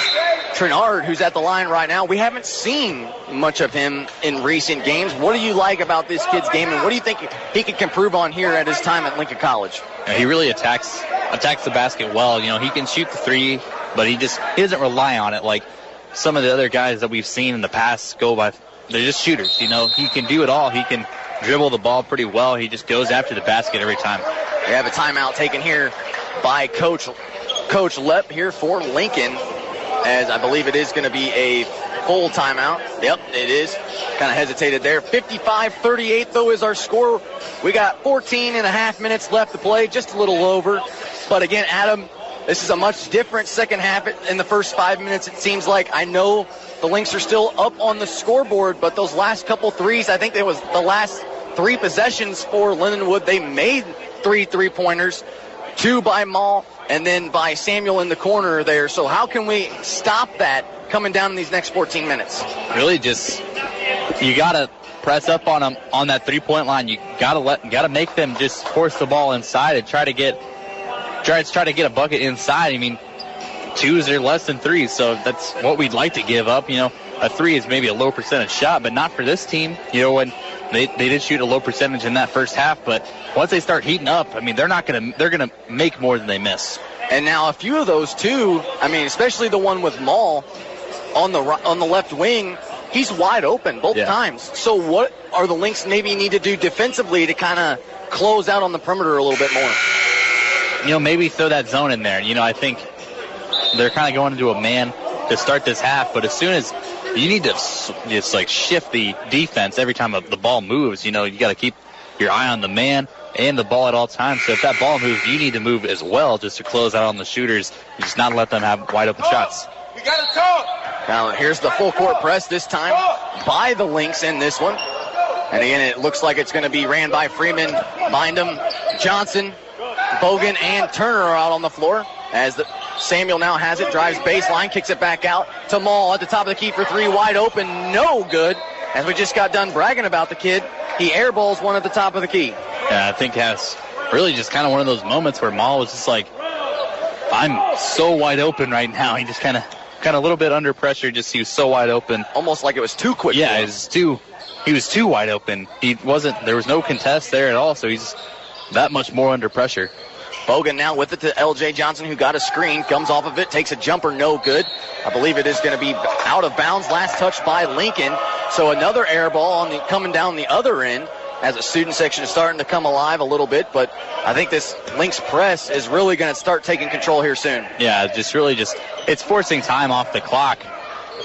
As Samuel comes in basically off the press and catch and shoot yet again. It's kind of really been the deal as here comes the starting five really back into this ball game for the Lynx as Freeman from downtown trying to answer. No. Samuel pulls down the rebound, and there they go out in transition as Freeman trying to catch him. Samuel going coast to coast, lays it up, and can't get it to go. Almost was an offensive goaltending right there, but instead it's going to be denied by Bogan underneath. Back out to Mitchell. Mitchell trying to feed the big man down low. Now he'll kick it back out to Samuel. Samuel at the top of the key, guarded by Johnson. Gives it to Mitchell. Mitchell on the left wing over to Maul. Maul on Freeman. As now, again, looks like Turner. And as number 24, McCoy's going to go coast to coast off the baseline. He'll finish underneath the basket. So 55-43. It's now a 12-point game. They're starting to find their stride on the offensive end in Lindenwood. And now we're going to have a foul going against the Lynx here in this one away from the basketball. I believe that's going to be Turner who did that. I believe set an illegal screen or something, but the starting five coming back into the ball game as well. So we'll see. This is where the Lynx really got to be careful. You don't want the momentum to continue going towards Lindenwood's way. How do they stop this right here? They really just need a big play on the defensive end, maybe a steal and maybe a dunk on the other end, or just a three-pointer, just silence the crowd a little bit. They're starting to get the fan section, they're starting to chant a little bit, so you cannot let them get into the game more than you want. Just, you got to get a good play here. See what Lindenwood wants to do right here as, again, Jeff drives in. He cannot hit off the backboard and out for the Lynx in this one as they're coming the other way. Lincoln with the basketball now. Tyler on the right wing looking for Wright. He does. Wright now hands it to Latham. Latham bounce pass down low to Powell. Powell takes a step back jumper, no. Gets his own rebound, though. Goes back up with it, and no. Tyler's there this time as Mitchell kind of takes it right out of his hands. Lep wanted a foul, doesn't get one. Now Tyrone Wright comes up with the steal. Ball's loose on the floor, and Mitchell's there. And now we're going to have a jump ball. Montez Crumble and Mitchell's getting into it a little bit here in this one. Going to have to be separated as of late. Now Crumble comes out smiling. Mitchell was the one who started it with Tyler. Crumble trying to pick up his team here in this one. Now this might be what exactly the Lynx need. Mitchell just kind of came out of nowhere and just kind of gave Montez Crumble the forearm shove, and Crumble's trying to help the guy up. I'm not really sure what was going on. Probably some words were being exchanged, but, we can't let them get in our heads because there's going to be a technical foul. That's going on Samuel. It's going on Samuel. It's not even going to go on Mitchell, who was doing all the chirping. Samuel's going to get the technical foul called. Montez doesn't get anything. Just warnings were issued. Latham is now going to shoot the technical free throws. And Latham, probably by far our best free throw shooter here in this one, does sink his first. Yeah, I'd say that definitely for Latham. He's probably one of our better free throw shooters. Hopefully I don't jinx him at all. So he misses the second one. I should just stop talking, really, when... It's a broadcaster's curse, man. You know this happens to us every year. Yeah, it happens to me way too often. So there you go. They did call the jump ball. So it is going to be Lynx basketball And then after the jump ball was called, they had a little pushing and shoving going on, again with Mitchell and Crumble, at least what we thought anyway. But Samuel must have said something in the mix. Yeah, I'd say probably they had like a little kind of huddle right there with both teams just kind of chirping back and forth. We're not sure really what's going on, but we're going to get the ball anyway because of the technical foul, so the arrow will not change. So I think we should have possession anyway even if there's another jump ball, we should have the next one as well. So Tyrone Wright set the inbound it here for the Lynx. And Tyler, Crumble, Powell, Latham, and Wright on the floor. This is the same starting five that we've seen all season here for Coach Lepp. Again, I believe the head coach for Lindenwood. And there you go. They're going to change the arrow right there, I believe, if I heard through my headset correctly. I think you said don't change the arrow. So, yeah, it's going to be ours no matter what. Due to the technical foul, as Powell has it now at the top of the key to Tyler. Tyler drives into the lane, and it's going to draw a foul. I believe it's going to be in the act of shooting, as that one's going to go on number 22, Jake Hall. So that's going to send Tyler now to the line for 2 more shots, and this is kind of what the Lynx want right here. Get some easy points coming in down the stretch, as now we have with some chirping going on here in this one. This is not a team, I guess a Lynx team that you really want to mess with on the chirping side of things. We really know how to handle that pretty well. Yeah, really, it doesn't get under our skin that much. I mean, as much as the other team would like to, it doesn't bother us because we do it ourselves. So, I mean, it's a part of the game, really. You can't really shut that down because that's really what basketball is. I mean, you talk smack, and that's just what it is now. They do beat the press right away, does Lindenwood, so they're kind of starting to figure that one out a little bit, but at least slowing them down a little bit more. As again now, looks like Jeff over to Hawkins, now to McCoy. McCoy to Docker. Back over to Jeff. Jeff from the left wing for 3, no, but Docker comes flying in there, and as he steps out on the baseline, he thought he was pushed, but I think the momentum kind of took him that way, and it's going to be Lynx basketball going the other way. I should say Lincoln College basketball going the other way, since it's the battle of the Lynx here. Caught myself. But your Lincoln Lynx are up 58-43 with 11.5 to play to go in this one. In Belleville, Powell over to Latham. Latham gets a screen from Powell, goes to the right side of it, now trying to drive into the lane, and they're going to call a foul on the floor. I believe that one's going to go on Hawkins. It will for Lindenwood. And if that's correct, that is going to be only the team's second team foul for Lindenwood here in this one, as now we're going to have another stoppage.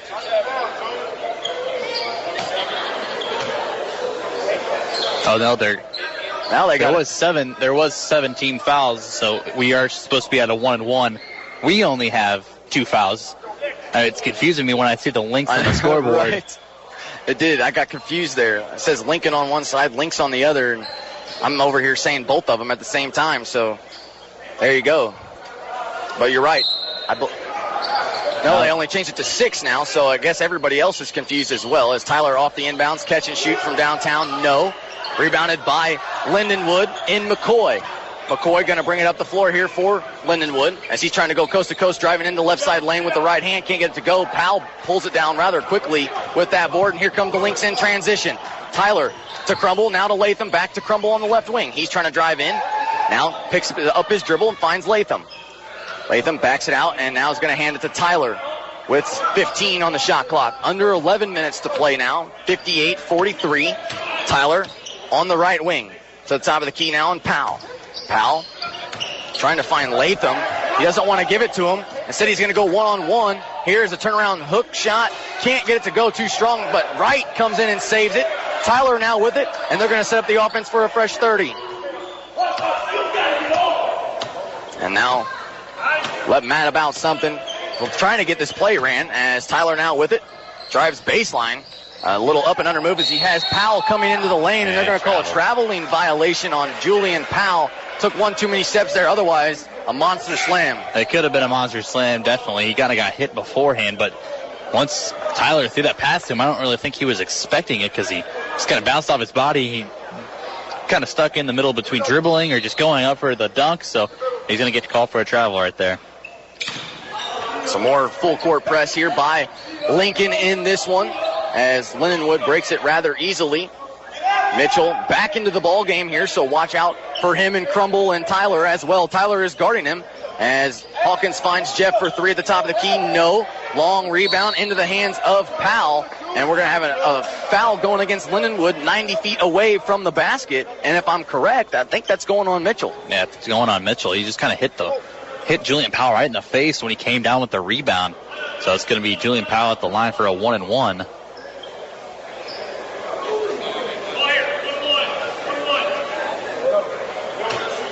And Powell with the 1-and-1 opportunity here in this one.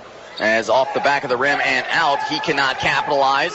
As it's still 58-43. Now we're just under 10 seconds with 10 minutes left to play. So 9:50 left to play in this one. Hawkins swinging around the left side to the left wing now in Jeff. Jeff feeds the big man down low, Docker, but he took his eye off the ball and just kind of let it go right out of bounds off his hands. So an unforced turnover there by Lindenwood. Just the presence down low forced that one.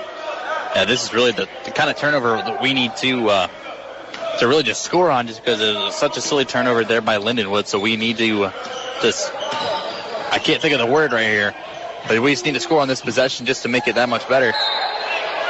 Tyler drove into the left side of the lane. He wanted a foul.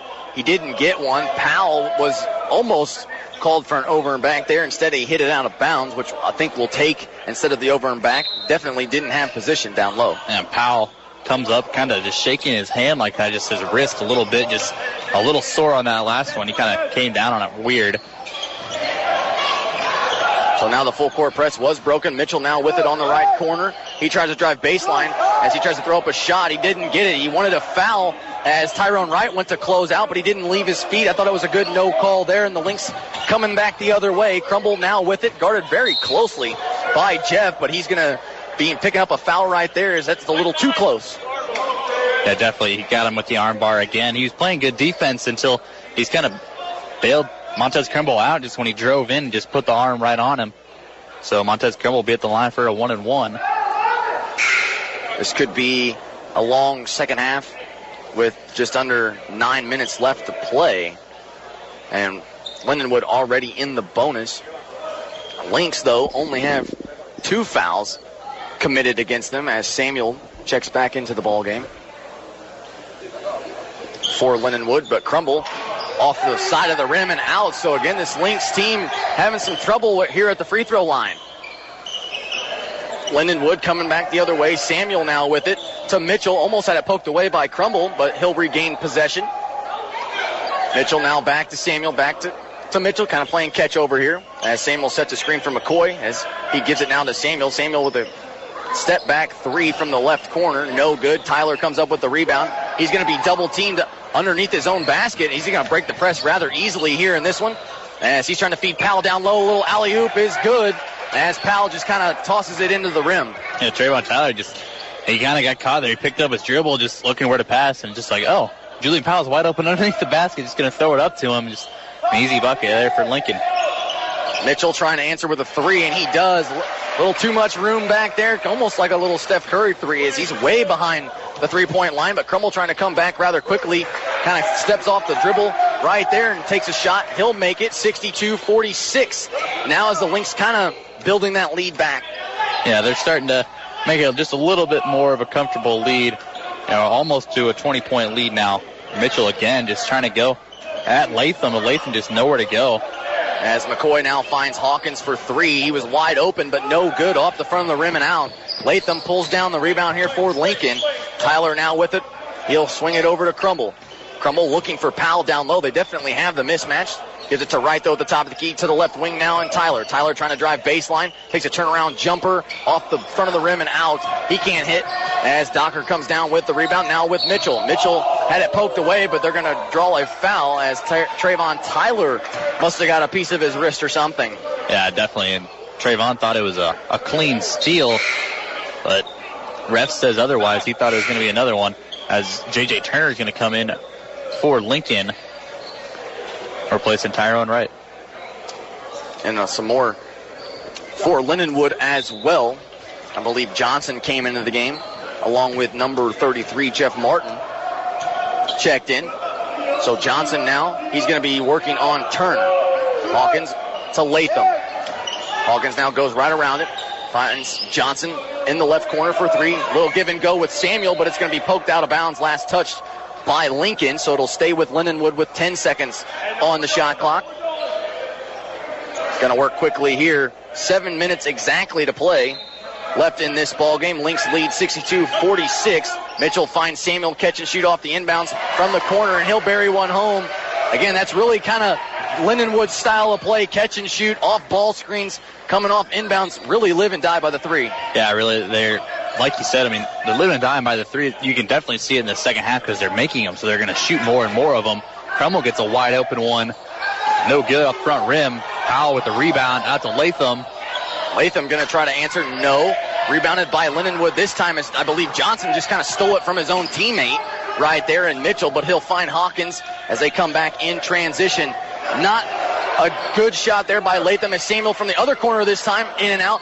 It's tipped out there by Powell into the hands of Turner. Turner trying to go coast to coast, and he's going to throw up a shot, count it, but we're going to say if they call a blocking foul, but the way the crowd reacted, I'm thinking that they did call a blocking foul. They do say count the basket and the foul, as I believe Johnson was the one that tried to take the charge there. Yeah, Johnson came up with a kind of a Euro step right there. If it would have been, I'm not really sure what that was. The buzzer is going off. That was Johnson's fourth. That was his fifth foul, so he is done for the night. But since J.J. Turner just did that little Euro step right there, he didn't come with clean contact into Johnson, so it couldn't have really been an offensive foul.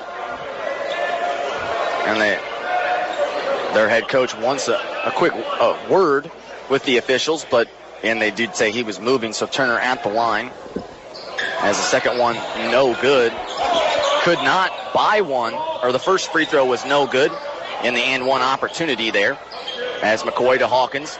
Lindenwood coming the other way. Mitchell trying to drive left side lane, throws a tough shot up off the glass. And I think there might have been the makeup call right there. Kind of a little bit out of control, but I believe Freeman's going to pick up a foul right there. Yeah, Freeman just got a little too handsy when he was driving in, so I think it was a good call, but they're going to send it. I think, who was that? They're going to send Mitchell back to the line, who's been kind of a spark here for Lindenwood in the second half. He's kind of come in and just had a few three-pointers. Going to miss that first one. But other than that, I mean, they really played a good half. Lindenwood's really come back. They've played a good half. Their shots are starting to fall, and you can really tell why they're pretty good in this conference that they're playing in. Does hit the second, so 64-50 now. 14-point lead here for the Lynx. The one you really got to watch out for, though, is Samuel. Watch for him as Turner drives into the left side lane. Too easy for him. Just blows right past every Lindenwood defender and lays it up and in. Just really nice play there from J.J. Turner, just recognizing there's just a little hole in the defense, so he really capitalizes on it and just tries. And that's once again Mitchell from downtown. It's really kind of been the wings that have really done it. Mitchell and Samuel once again. This time Mitchell answers with that one, so 66-53 now. It's now 13-point lead as Crumble finds Turner at the top of the key, looking left in Freeman on the wing. Freeman gives it down low to Powell. Powell back to the top of the key and Latham over to Freeman. Freeman catch and shoot from downtown. Money once again as Freeman rattles one home, and great ball movement there by the Lynx. Really just they kick it down to Powell, and he just swings it open because they're going to double him down low, and it's swinging it around the top of the key, just going to get a three. And once again, Hawkins answers with a three of their own coming down the other end. And now a no-look pass. I don't know exactly who they were trying to throw that to, but Lindenwood comes up with the steal, and then Freeman steals it right back. So now he'll give it back out to Crumble, 69-56. We're under 5 minutes to play. Lynx with the lead. Powell now with it at the top of the key. Just kind of holding it there, steady there, looking for somebody. Finally finds Crumble, gets a screen. Crumble does. Almost had a foul there as well. Finds Turner. Turner trying to drive left side lane. A little up and under move. Can't get it to go as the shot clock was expiring. Samuel comes up with the rebound. As a no-look pass to the corner for Hawkins. He'll take a one-step and to shot. No good. And once again, they're going to call an out of bounds.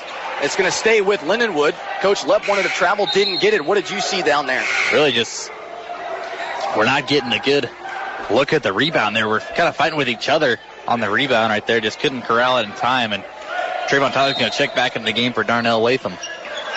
So Mitchell set to inbound to Samuel. Samuel catch and shoot from downtown as they usually do off every inbounds. He cannot find it this time as Tyler comes up with the rebound, goes coast to coast with it. Feeds, I believe, Powell. He couldn't corral it. Now McCoy with the rebound, outlet to Mitchell. Mitchell goes coast to coast and tries to go around Montez Crumble, and they're going to draw a foul as I believe Crumble might have got him trying to trip him a little bit. They're going to call a block. Yeah, Crumble was trying to draw the charge, and then Mitchell went right around him. If he wouldn't have touched him, he lost the ball anyway, so it just would have been out of bounds off of Mitchell. Not going to say it's on the floor, so that's a little better for us at least. So they're going to take the ball out. Look for a three right here if you're Lindenwood Belleville. And they do throw it into Reeder. Reeder over to McCoy. He drives baseline, puts up a right-handed floater, and he'll get it to fall. So 69-58. It's now an 11-point lead for Lincoln here, and Lindenwood just kind of slowly creeping back into this one late here in the second half. We're under 4 minutes to play now. Just like you said, they're just kind of slowly and steady just creeping their way back in the ball game. We just need to get a good possession here. And that's not one right there. Crumble drove baseline, tried to force one up off the backboard. He couldn't get it to go. Now his defense makes up for it right there, working on Mitchell. He could not get across half court, loses it out of bounds, and it's going to come back to the Lynx here with 3.5 minutes to play. Really just good defense there by Crumble. I don't even think he poked the ball loose. Anyway, Mitchell just dribbles right off his foot, just goes right out of bounds. It'll be Lincoln ball.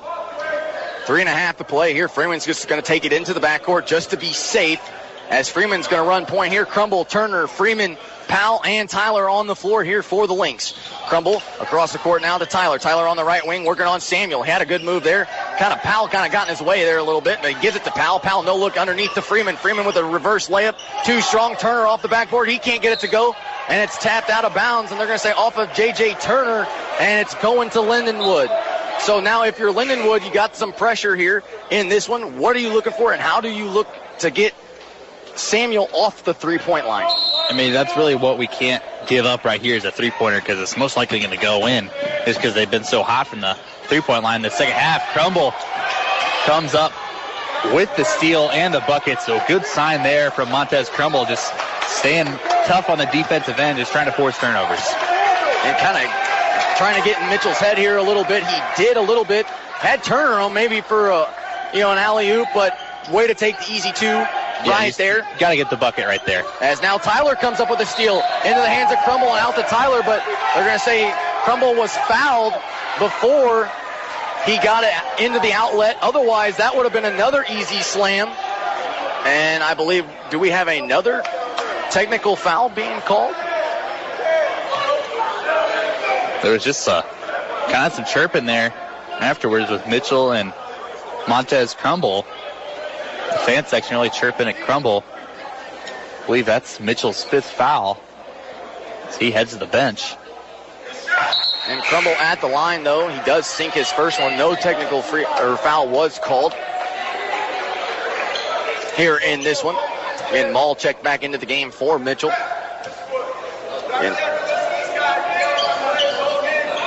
And now Trayvon Tyler, again, the head coach for Lindenwood, not happy with Trayvon Tyler's. Reed goes coast to coast, and they're going to say it was on the shot. So he's going to go to the line as the foul was going to go against Freeman here in this one. But again, let's go back as we have some time here. This is really what this Lynx team's all about. And how do you, with Trayvon Tyler, like we said, can be overly aggressive sometimes, can be overly confident. I kind of like what he's doing right here. I think. He's getting in their head. That's what he does. Even the head coach has said. That's what he's trying to do. They're letting him win by doing that, just by complaining about that, because he knows that he's going to get it. He knows that he's in their head, and he knows that they're going to make kind of silly plays now just because he's going to be right there every time. And Reeder at the line for one more. As he made his first, misses the second. That ball's loose into the hands of Freeman as Powell corralled that board. So 72-58, 2.5 minutes left to play. Lynx looking pretty good here in this one, just trying to kind of maintain the lead right here as Turner now with it at the top of the key, looking left side lane. He bounce passes one down low to Powell. Powell, spin move, still in the lane, kicks it back out now to the right wing in Tyler. Tyler's going to set up the offense here with 9 seconds, now 6 on the shot clock. Tyler with a good move on Samuel, drives to the free throw line, kicks it out to Turner in the corner for three as the buzzer expires. No. Rebounded by McCoy for Lindenwood. Bounce pass to Mull, and here they come. Tyler trying to pick that one as Crumble comes up with the steal, but they're going to say he stepped on the baseline as he came up with it, so it's going to stay with Lindenwood as he goes flying into the student section. Nice play there from Montez Crumble. You know, if he wouldn't have come up with that, there probably would have been a wide open layup otherwise, so just a good play there from Montez Crumble. 72-58, now under 2 minutes to play. Lindenwood basketball. Samuel set to inbound. Finds Reeder. Reeder working on Freeman, trying to drive left side lane, throws up a shot off the glass and draws contact. Cannot make the shot, but does draw the foul. It's going to be on Freeman again. I'm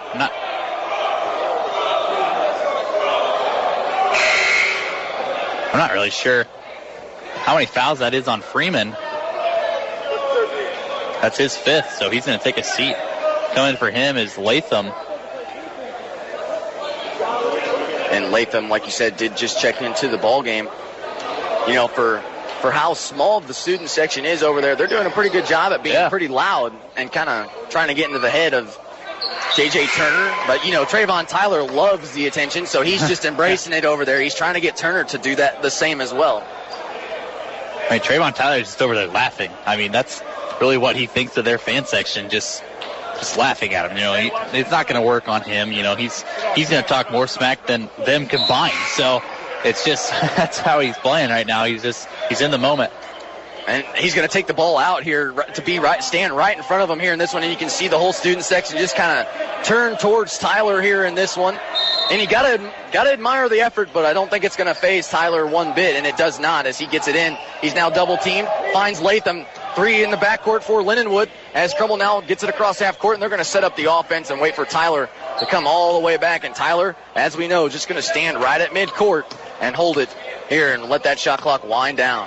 Yeah, really just wasting time right here. We have a 12-point lead, so might as well just waste time. That's all we're really trying to do now, just trying to get away with a win right here. 5 seconds on the shot clock. Going to have to hurry. He's double teamed.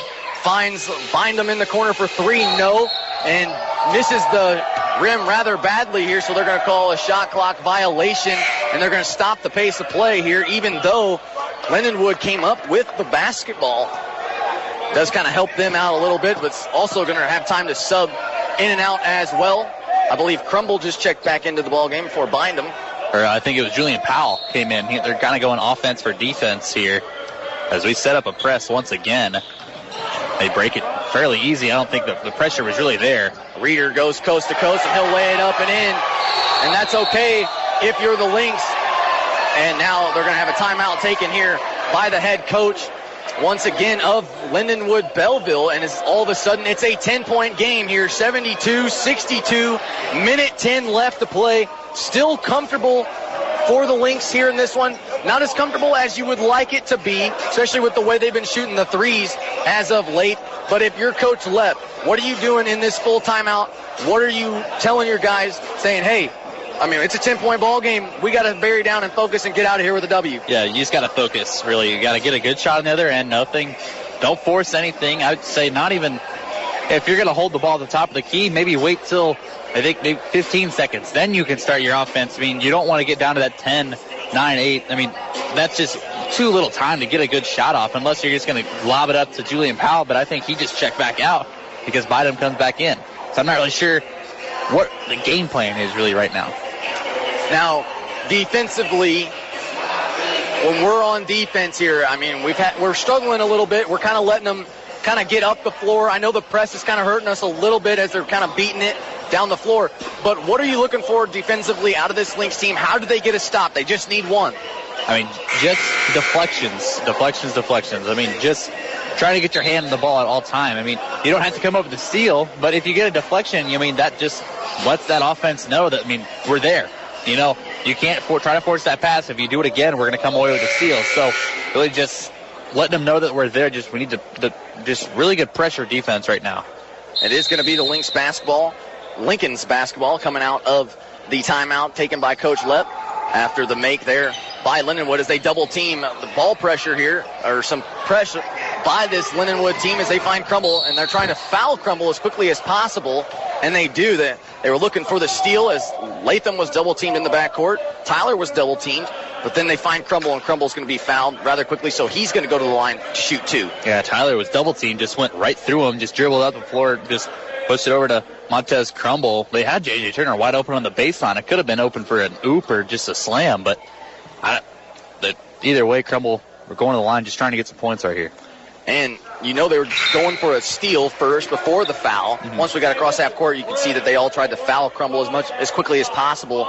But really, Latham, Crumble, or Tyler, any one of those are key free throw shooters for us. So it really wouldn't matter. And bind them. I mean, it really that's really why Coach Lepp has them on the floor. They can all handle the ball and they can all shoot free throws. So that's just a good offensive game plan if you're Coach Lepp.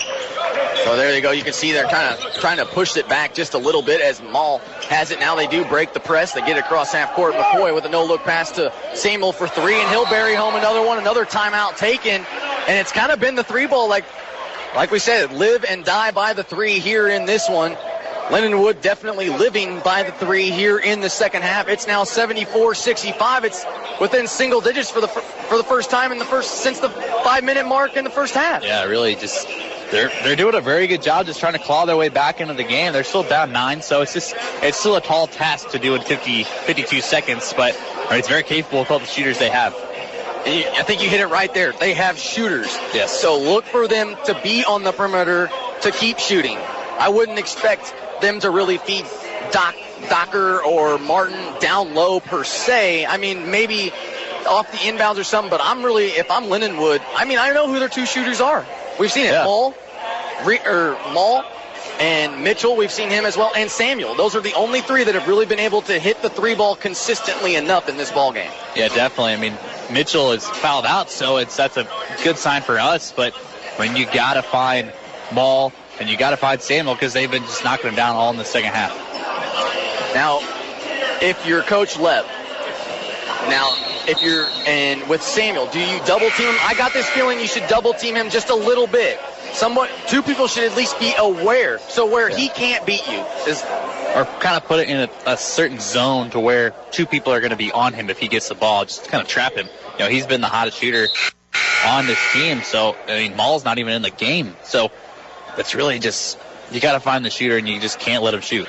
So it was a made basket, so he has free roam to run the baseline as he does. Tyler set to inbound, finds Bindum. Bindum trying to just go through it, but instead he finds Tyler. Tyler now trying to get it across half court. He does, and now they're going to have a foul hard as Bindum and Tyler both on the ground as well. Reeder was in the mix, and they do help him up, so good sportsmanship by both teams.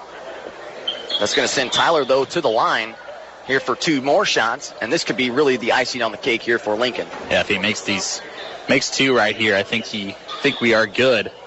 So we just really got to just focus in and just try to get those free throws. 43 seconds left to go. 74-65 is the score. Lincoln out in front of Lindenwood Belleville here on their home opener. And this is the first game for Lindenwood.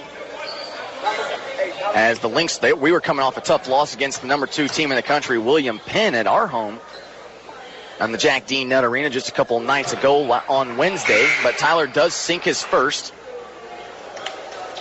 And here comes Maul back into the game now as he checks in. You can see that Lindenwood also trying to go offense for defense as well.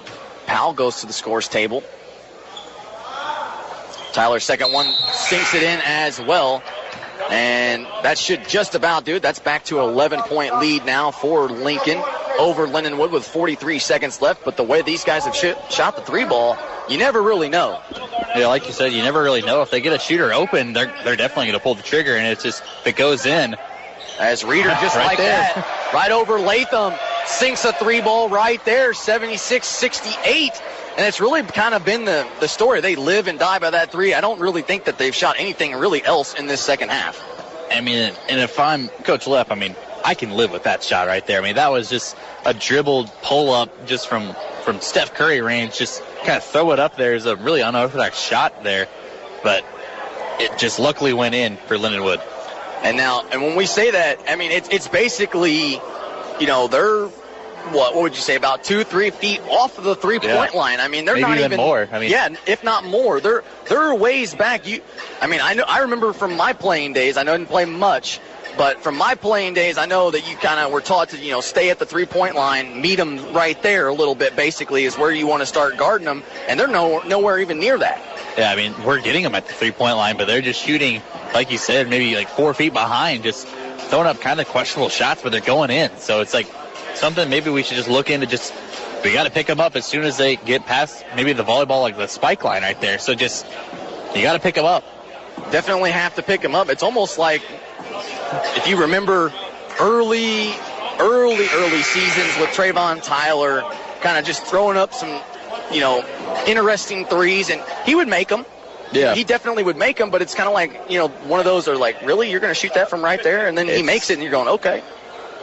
Definitely not a high percentage shot, but I mean, if you got it going, you got it going, so you got to shoot it every time. Well, Lindenwood has it going in the second half. It will be the Lynx basketball with 34.5 seconds left to play now. Tyler trying to find somebody. They find Latham.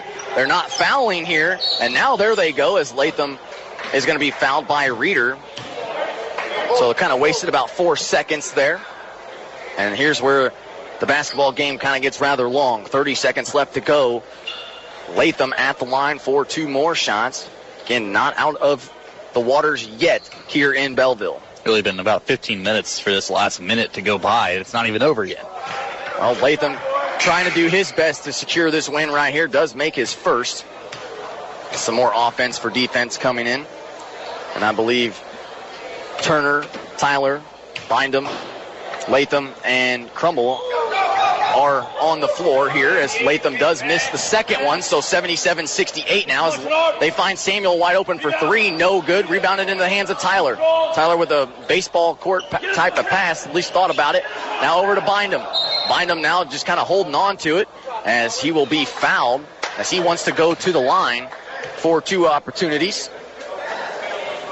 I believe Julian Powell was going to check in, but instead now goes back to the bench here with 15 seconds left. Because Bindum got fouled, that's the guy he usually comes in for. Coach Lepp was there just trying to say, just get it over the half-court line or else we're going to get that 10-second call. But luckily we get the foul before that 10-second call happens. And Bindum does miss his first. 15.8 seconds left to go, 77-68. Really going to be the key factor here if Lindenwood, we know they can bring the ball down the floor rather quickly as he misses a pair right there. Almost had it stolen away as McCoy trying to find Reeder. He does. Reeder going to pull up from downtown yet again. That's way too strong. And they're going to say a foul going against Bindum as Samuel tried to go up for the offensive rebound. He kind of pushed him a little bit. And that's going to send Samuel to the line with 7 seconds left to go. Adam, is it okay to say now? Or are we still kind of walking that fine line? It's possible, but it's possible, but it's kind of hard to do at this point. They got to get a steal real quick off the inbound and just get a quick 3, then get another steal after that. So it's really just, it's kind of too much time. As he does miss the 1-on-1 opportunity, Turner comes up with the rebound out to Crumble. Crumble to Powell. Powell will just back it out, and that will do it right there as your Lynx win on the road here for the first time this season by a final score of 77-68 over the Lindenwood Belleville University Lynx as well. So out of the Battle of the Lynx, your Lincoln Lynx take game number 1 here in this one on the road. Adam, was a great game. Lynx kind of struggled there down the stretch at the end, but still found a way to pull out the victory. Yeah, we really just locked in on the defensive end later in that late in this game, and I think the free throw shooting definitely helped towards the end. We started making more and more each time, so really just an all-around, it's a great team win for Lincoln Lynx. It was a great team win here, and like we saw in the first half, I mean, the scoring was all over the place, and I believe Latham was the one that led the way with 7 in the first half. But again, this was a great team win. What happened talk us in this second half a little bit, just kind of recap it a little bit, how the Lynx really kind of lost pace in the second half, didn't make some shots down the stretch, but really credit to Lindenwood for hitting some big threes. Yeah, we weren't making our shots like you said, and they were, so it's just kind of like in the first half, we were making our shots and they weren't making theirs, so it was really just our turn to miss a few shots and for them to make theirs. It feels like I'm kind of repeating myself here, but that's really the key to the game. That was really all it was. Our team was making shots the first half. Theirs was the second half, so we just luckily came away with the win. It was a close one. It really was. It really was, and again, we will see Lindenwood again down the road, but for now, that's going to do it all for us. The next broadcast will be Tuesday, November 6th. Again, that's going to be a doubleheader in the Jack Dean Nutt Arena, where, again, the men's and women's both are going to be playing. Again, your men's team, as of right now, they're going to be playing Olivet Nazarene University, who Coach Lepp was already scouting on the bus ride here, so they're looking forward to it. We can't wait for it. We will see you guys there again. 5:30 and 7:30 is the tip-off for both men's and women's in that game. But again, for Adam Hoffman, I'm Nick Jackson. We're saying so long here in Belleville. We'll see you guys Tuesday. Thank you so much for listening. And thanks, Malone, for board hopping back at the station. And we will see you Tuesday night. Again, that'll do it. You guys are listening to Lincoln College men's basketball right here on 89X. That's all she wrote. This concludes tonight's coverage of Lincoln College basketball on 89X.